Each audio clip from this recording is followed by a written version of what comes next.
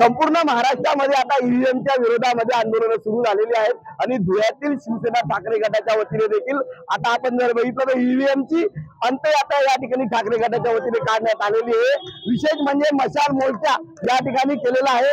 लोकशाहीचा खून होतो आणि लोकशाही वाचवण्यासाठी ही अंत्ययात्रा ईव्हीएमची काढण्यात आली आहे। त्याचबरोबर मशाल यात्रा काढण्यात आलेली आहे। आपण बघू शकतो की ईव्हीएम मशीनची ही अंत्ययात्रा शिवसेना ठाकरे गटाच्या वतीने काढण्यात आलेली आहे आणि त्याचबरोबर आपण जर बघितलं तर या मशाल मोर्चा देखील या ठिकाणी छत्रपती शिवाजी महाराजांच्या पुतळ्यापासून माजी आमदार गोटे यांच्या प्रयत्नातून हा मोर्चा काढण्यात आलेला आहे।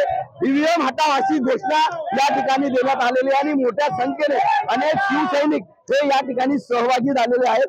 मशाल यात्रेचे आयोजन या माध्यमातून करण्यात आले असून हजारो शिवसैनिकांनी मशाल यात्रा या ठिकाणी काढलेली आहे आणि ईव्हीएम हटवून बॅलेट पेपरवर मतदान घ्यावं अशी मागणी प्रामुख्याने करण्यात येत आहे आणि हा विशाल मोर्चा आता गांधी पुतळ्याला जाऊन या ठिकाणी ईव्हीएमची होळी करण्यात येणार आहे। मनीष वासोळे, TV9 मराठी, धुळे।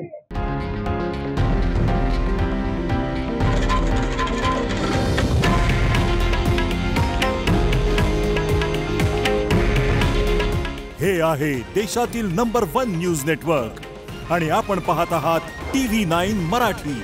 काळजी तुमची, हित महाराष्ट्राचं।